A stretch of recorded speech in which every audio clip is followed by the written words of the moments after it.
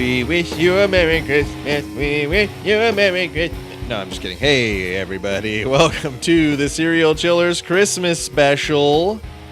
It's really just us saying, hey, we're going to take this week off for Christmas. Here's a short We episode. wanted to do something nice for you. Yeah, we didn't want to leave you with nothing. So we brought you a little Christmas story. And here's the funny thing. I have to be honest with you guys because we like to do that with you, you know. Greg and I jumped on because we decided to do stories of a true crime story that happened on Christmas. That was our only agreement. A Yuletide Christmas story. A Yuletide Christmas tale, if you will. Yeah. So Greg and I, of course, work our day job, so we're probably on our phones throughout the day, kind of skimming, get home, kind of get to dig into it a little bit, put together a little outline. So we sit down 12 hours after agreeing to, what kind of story we're going to put together for the special tonight. Also not really communicating much between those 12 hours. Yeah, like we said, we got our day jobs, we got our lives outside of each other. Although we love each other and we try to stay close as much as we can. I text you far too often. So we sat down and I asked Greg, hey, Greg, long shot, but what story did you do? I just want to make sure we didn't do the same one. And I said, I did the Covina massacre. And I said, oh, fuck, I did that too. So it's going to be a shorter episode than we thought because you're only getting one story, and that one story is the Covina massacre. I'll give you a little bit of what I brought too. Maybe it's different, probably not. But we'll see. We'll see what we got. You want to do it? Oh yeah, sure. All right. So this took place December 24th, 2008 in Covina, which is a suburb of Los Angeles, which is a city in California, which is a state in the United States. Which is one small part of Pangea. That's how I believe continent works. Bitch, you don't fuck with Pangea? This bitch don't know about Pangea. That's right. That's what it was. So anyway, December 24th, 2008, Covina, to be more specific, 1129 East Knollcrest Drive. Jeffrey Pardo shows up dressed in a Santa suit, totally appropriate for the time of year. Problem is it's about 11:30 at night, but not a huge problem. They're having a Christmas party at his former in-laws' house. It's like friends and very close family. Yeah, it's the Christmas Eve party. That's the time you spend with your loved ones, right? And not the work Christmas party. You know what I mean? Exactly. That's like a week and a half before, right? And I say it was his former in-laws because his divorce was finalized like 6 days before. So these wounds is still fresh. Motive. Yeah. And so he knocks on the door and somebody opens the door to let him in, obviously not knowing the situation. And 8-year-old Letitia comes running up to him and she's stoked to see her uncle.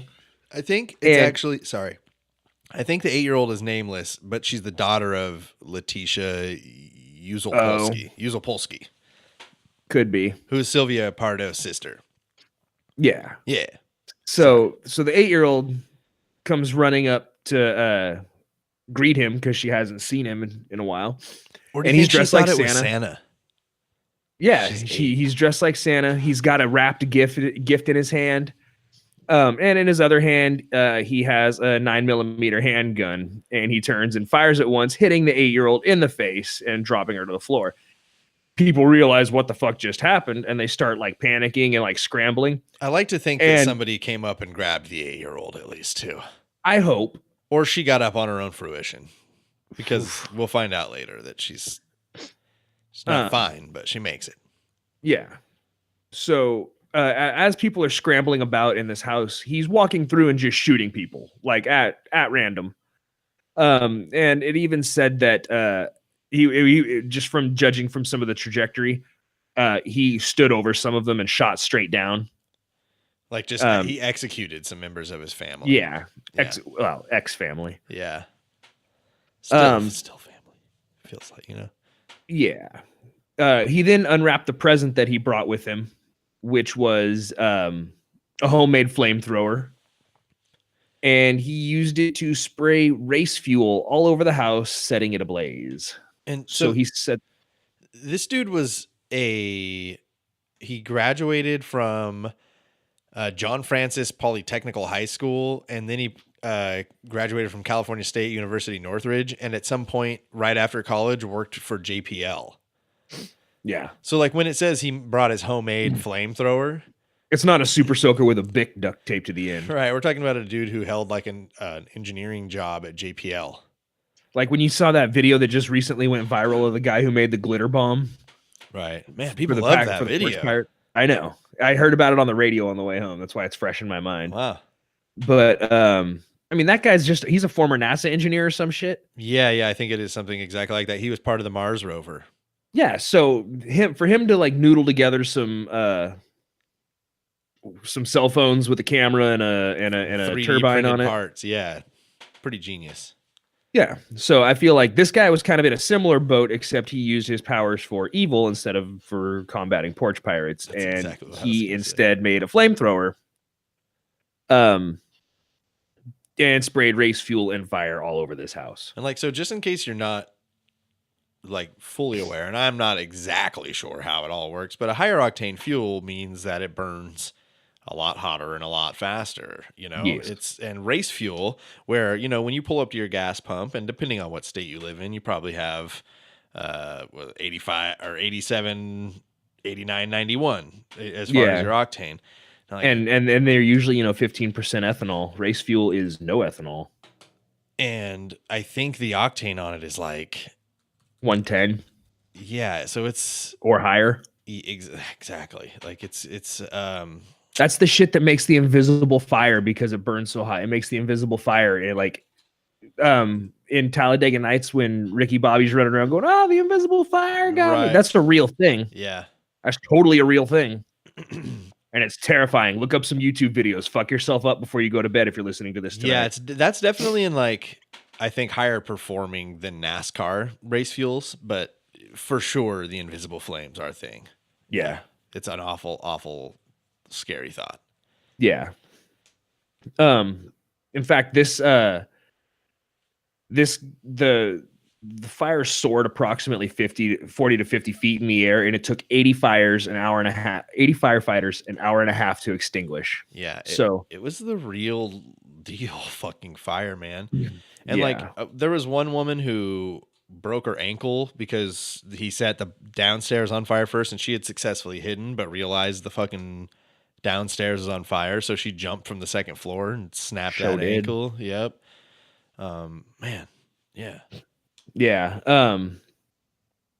Also, because the fire burned so hot for so long, a lot of the victims had to be ID'd through dental records because there wasn't anything else to really go off of. So crazy.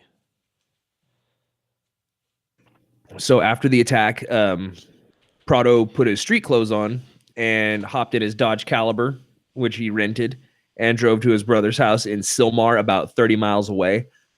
When the police finally caught up to him, he was there, dead from a self-inflicted gunshot wound. His brother was not present. They don't know. I mean, he wasn't there during the death. He wasn't there when they caught up to him. It was initially believed that he intended to flee to Canada because he bought a plane ticket on a flight to with Air Canada. Also, it was also discovered through the flight itinerary that he was supposed to detour to Illinois with a layover in Minnesota, where he had like a friend that he'd stayed with previously. Yeah, like in October, like just just a couple months before. Yeah, and he decided that he said he was going to stay there again. He told a friend that he was going to come visit, and they don't know if he actually intended to visit or if it was red herring. Yeah, just to throw the investigators off. Some of the reports stated that when they caught up to him in the car, the nylon Santa suit had melted to part of his skin, so that he couldn't take it. Like he couldn't fully remove the Santa suit. Like he had severe third-degree burns on his arms from which is why suit. They think he like called the audible to his getaway plan. instead of going to Canada, he just went and put a bullet in his brain. Well, because I mean, like when your plan is, I'm going to kill all these people and then I'm going to get on the plane and I'm going to drive away, and then you accidentally melt half your clothes to your body. Yeah. You're all burned and you smell like gasoline and burnt skin and burnt nylon. Yeah. Probably no eyebrows. It was probably super hot inside that house. You know what I mean? Bright red face. Yeah. Yeah. No so dice. He realized that he wasn't maybe getting away and decided to end it all. But yeah, they found 17 G's in cash, cling wrapped on his legs inside a girdle. So that to me just seems like he was probably just strapped up and ready to go for the trip to Canada. Like, I'm gonna burn these motherfuckers. I'm getting out of here. I'm getting right on that plane. Yeah. And he didn't really even just think about taking him off when he went and just fucking shot himself. Yeah. They said the rental car was parked about a block from his brother's house. It had been rigged with remnants of his Santa suit that would detonate the car with black powder if it was removed. I tried to find more on this because what does that mean? I'm guessing the Santa suit was the detonator. So when they went to remove pieces of the Santa suit from the car, it would trigger it to make it explode. That's really all I can gather. I didn't get this, and it seemed like when I read this sentence, I was like, oh, well, that seems weird, but you know, they'll get that figured out. And then when I read what's coming up, I was like, what? Yeah. Tell them what they do. Tell them what they do to this man's car. Tell them what they want.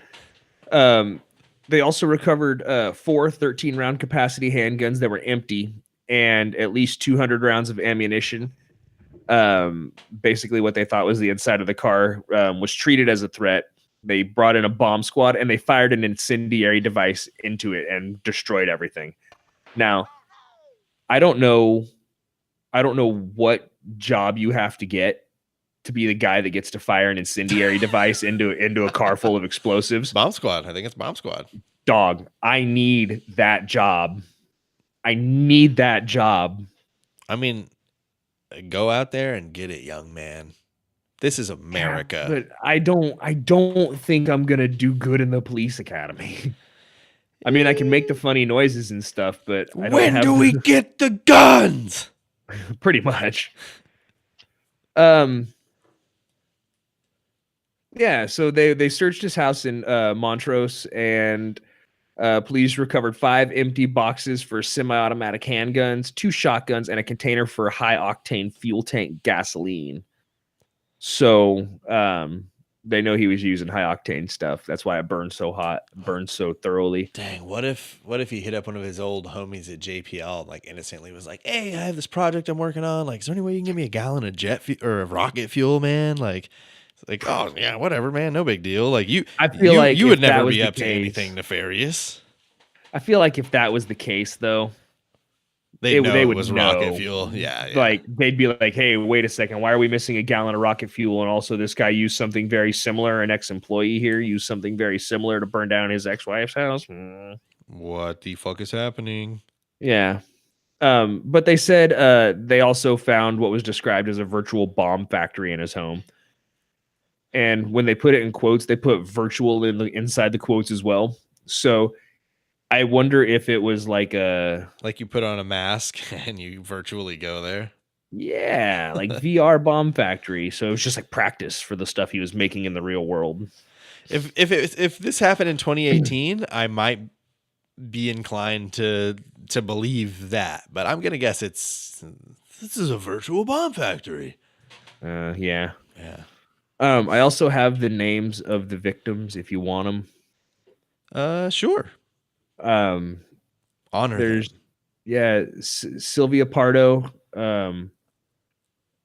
Alicia Ortega, Joseph Ortega, Charles Ortega, Sherry Ortega, James Ortega, Teresa Ortega, Alicia Ortega. Oh, there's 2 Alicias.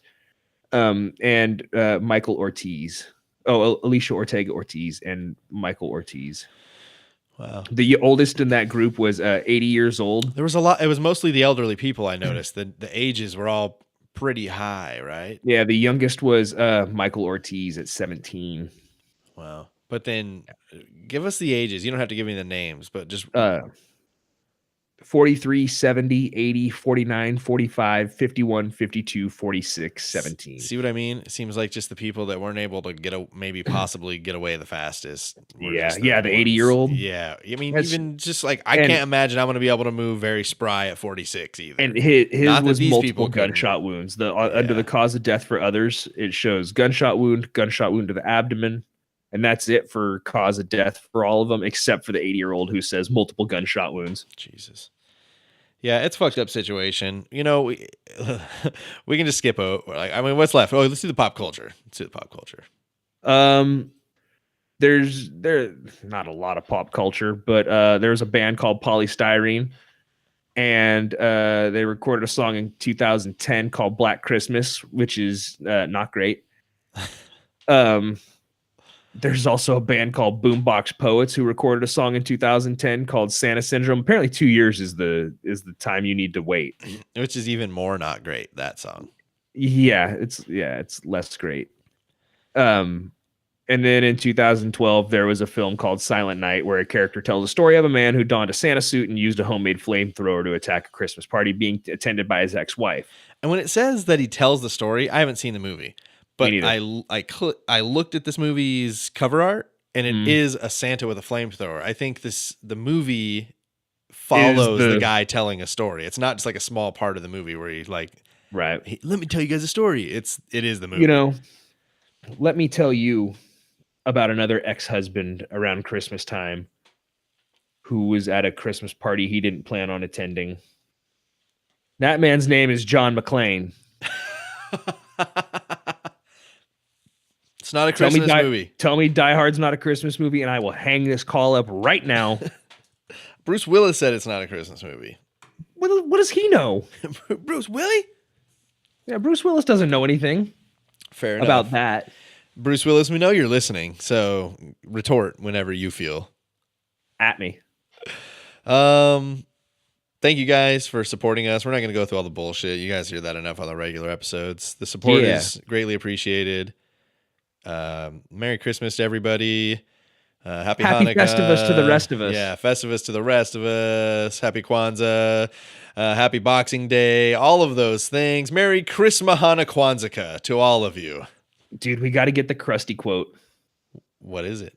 So have a Merry Christmas, Happy Hanukkah, Kwasi Kwanzaa, a tip-top tet, and a solemn, dignified Ramadan.